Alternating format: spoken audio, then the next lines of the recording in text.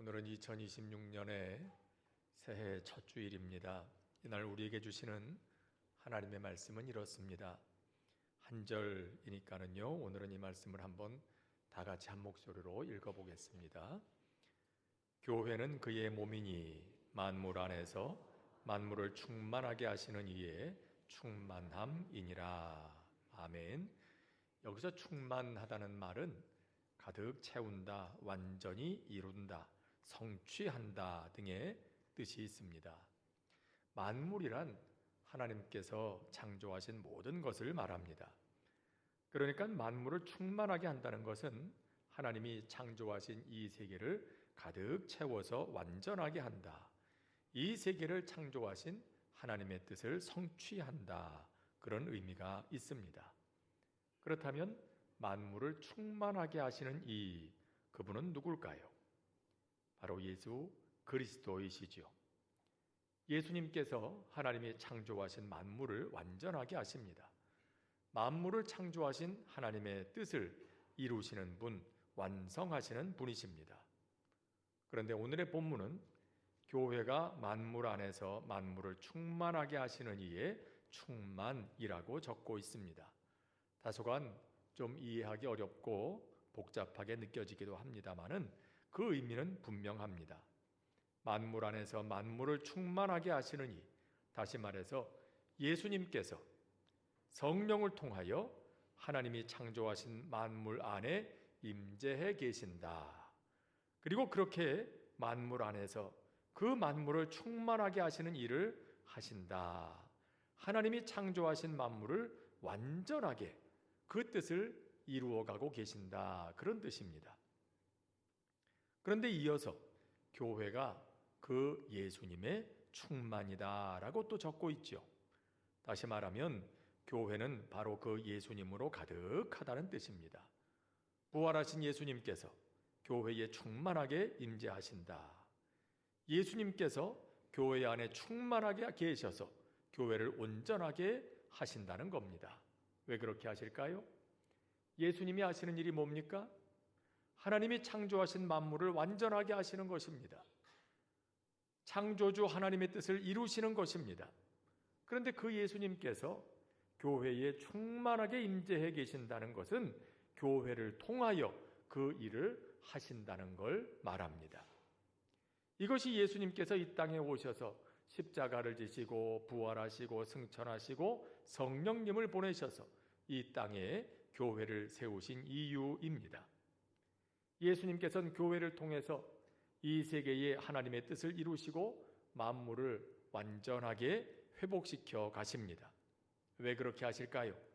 하나님이 창조하신 만물이 어딘가 부족해서 그렇습니까? 그렇지 않습니다. 하나님께서 이 세계를 창조하실 때 이렇게 말씀하셨다고 성경은 기록하지요.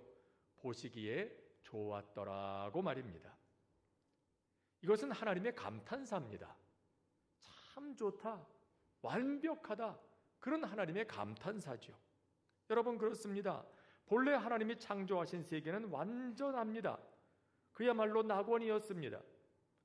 그런데 그 세계를 아름답게 가꾸고 돌보라고 창조하신 사람들이 하나님의 뜻이 아닌 죄를 선택하고 죄에 물들게 되면서 이 세상은 망가지기 시작했습니다.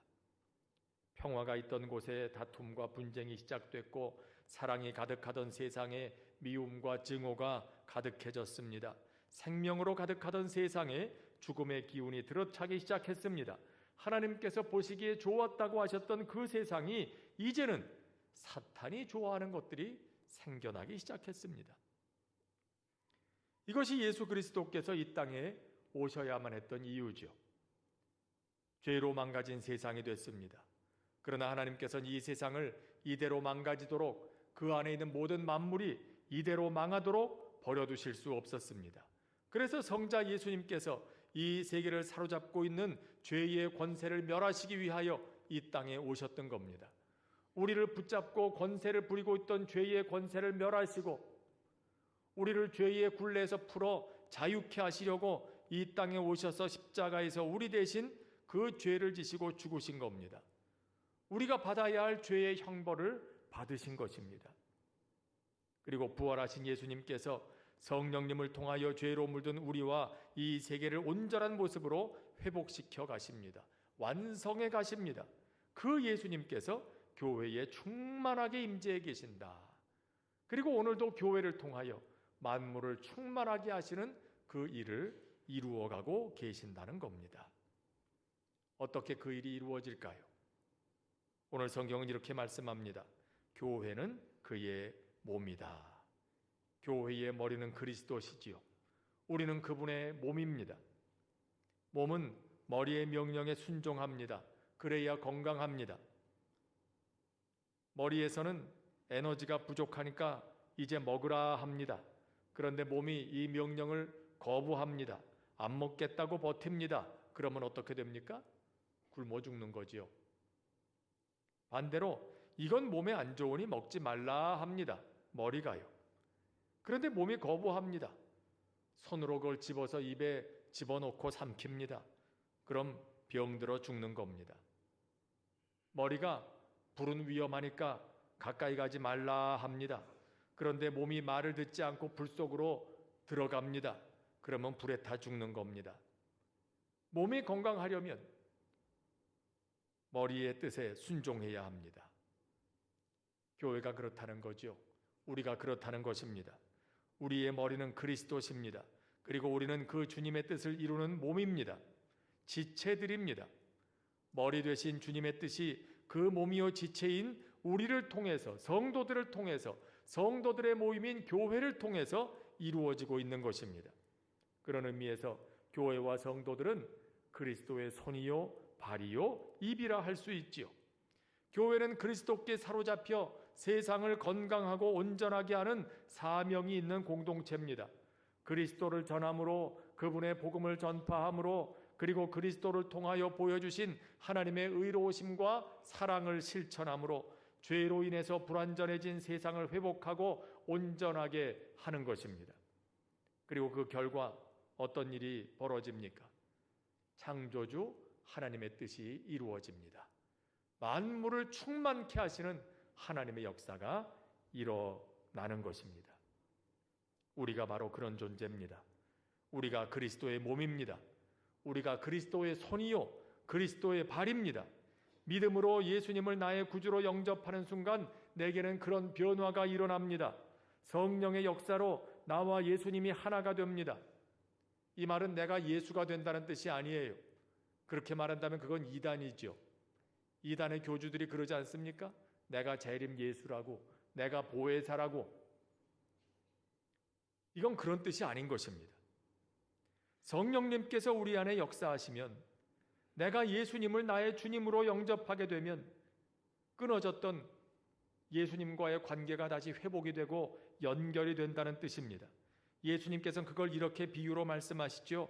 나는 포도나무요 너희는 가지라고 말입니다.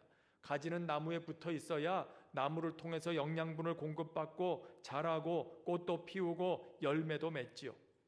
예수님을 나의 구주로 영접하게 되면 나무에서 떨어져 있던 가지였던 우리가 다시 나무에 연결이 되는 겁니다. 그래서 나무에 붙은 가지에 꽃이 피고 열매가 맺히면 세상의 모든 것들이 그것들을 함께 보고 즐거워하고 유익을 얻듯이 그리스도의 은혜가 내게 흘러들어오면 그런 우리의 삶에 피는 꽃, 맺히는 열매를 통해서 그리스도의 말씀이, 그리스도의 사랑이, 그리스도의 생명력이 세상으로 흘러가게 되는 겁니다. 혈관에 문제가 생기면 수술합니다. 막힌 부분을 뚫기도 하지만 때로는 문제가 생긴 혈관을 잘라내고 다른 곳에서 건강한 혈관을 떼어다가 이식을 하기도 합니다. 그러면 이제 피가 잘 돌아갑니다. 몸이 다시 건강해지는 겁니다. 예수를 믿음으로 우리 안에 일어나는 변화가 이런 겁니다. 망가진 혈관 잘라내고 수술함으로 건강한 혈관과 연결되고 다시 피가 흐르게 되는 것처럼 예수를 믿음으로 죄에 물든 우리의 옛사람이 잘려나가고 예수님과 연결이 되는 것입니다. 그래서 그리스도의 은혜, 그분의 생명력, 그분의 지혜, 그분의 능력이 우리 안에서 역사하게 되는 것입니다. 그리고 그런 우리를 통해서 그렇게 만물을 온전하고 건강하게 하시는 그리스도의 은혜가 세상으로 흘러가게 하십니다. 전에 피가 잘 돌지 않아서 자기 몸 하나도 건사하기 힘들던 사람이 다시 건강해지면 세상에 많은 유익을 끼치게 되는 것과 마찬가지입니다. 이런 이야기가 있습니다. 예수를 믿은 지 얼마 되지 않은 청년이 하루는 기차 여행을 하게 됐습니다. 세 사람이 함께 여행 중인 무리와 한 의자에 동석하게 됐습니다. 긴 여행길이었기 때문에 무료함을 달래기 위해서 이 동석한 세 사람은 청년에게 카드 놀이를 하자고 제안했습니다. 그냥 놀이가 아니었습니다. 도박을 하자는 거였습니다. 이 젊은이가 정중하게 사양합니다. 그러자 세 사람 가운데 한 사람이 묻습니다. 당신은 카드 놀이 할 줄 모르시오? 그러자 젊은이가 얘기합니다. 할 줄은 압니다. 그러자 그 세 사람 중에 한 사람이 또 묻습니다. 그럼 손 뒀다가 뭐 하려고 그래요? 그 질문에 그는 이렇게 대답하지요. 이 손이 제 손이 아니라서요. 아니, 그게 무슨 말입니까? 젊은이는 계속해서 얘기합니다. 조용한 목소리로 자기가 최근 예수님을 믿게 된 이야기를 했습니다. 그러면서 성경은 우리가 그리스도의 몸이라고 했는데 아무래도 이 손으로 카드를 잡고 노름을 하는 것이 주님의 몸이 할 일은 아닌 것 같아서 사양하겠다고 했답니다. 여러분, 재미있는 얘기죠. 예수 믿고 구원받아 하나님의 자녀가 된다는 것은, 교회의 일원이 된다는 것은 그리스도의 몸의 한 부분이 된다는 것을 말합니다. 그리고 그리스도의 몸으로 이 세상에서 살아간다는 걸 의미합니다. 이제는 내 몸이 아니에요. 전에는 내 입 가지고 마음대로 말했습니다. 그러나 이제는 내 입술은 그리스도의 입술과 같습니다. 내 손 가지고 나 하고 싶은 건 마음대로 하고 살았습니다. 그러나 이제 내 손은 그리스도의 손과 같습니다. 전에는 내 발 가지고 가고 싶은 곳 마음대로 돌아다녔습니다. 그러나 이제 내 발은 그리스도의 발과 같습니다. 그러므로 이제 내 입술에는 할 수 있는 대로 덕을 세우는 은혜로운 말을 담아야겠지요. 그게 주님의 몸에 어울립니다. 내 손으로는 주님이 기뻐하시는 일을 해야 합니다. 그것이 주님의 몸에 어울리는 일입니다. 내 발로는 주님이 기뻐하시는 길을 가고 또 그런 자리에 서야 하겠지요. 그게 주님의 몸에 어울리는 삶이기 때문입니다. 그런 우리를 통해서 오늘도 주님께서는 죄로 인해 고통하는 이 세상을 구원하시고 회복하시고 온전케 하십니다. 이제 우리가 나누게 될 떡과 잔은 우리가 그리스도의 몸이라는 사실을 눈에 보이는 방식으로 확인하게 해줍니다. 올해 우리 교회 표어는 건강한 그리스도의 몸을 이루는 교회입니다. 몸이 있어도 병들면 할 일을 하지 못합니다. 건강해야 됩니다. 올해 우리 문화교회가 건강한 주님의 몸을 이루게 되기를 바랍니다. 아니, 올해만이 아니라 주님 다시 오시는 그날까지 그렇기를 바랍니다. 우리 한 사람 한 사람이 주님의 몸의 지체임을 기억하십시다. 하나 되게 하시는 성령님의 감동하심 속에서 서로 연합하고 협력하여 머리 되신 주님의 뜻에 민감하게 반응하면서 그런 주님의 일을 만물을 충만케 하시는 주님의 역사에 참여하십시다. 그런 마음의 소원을 품고 살아갈 때 성령님께서 우리에게 힘주셔서 만물을 충만케 하시는 놀라운 역사를 우리를 통해서 이루어 가실 것입니다. 오늘 주신 말씀 생각하면서 함께 찬송 부르고 합심해서 기도하도록 하겠습니다.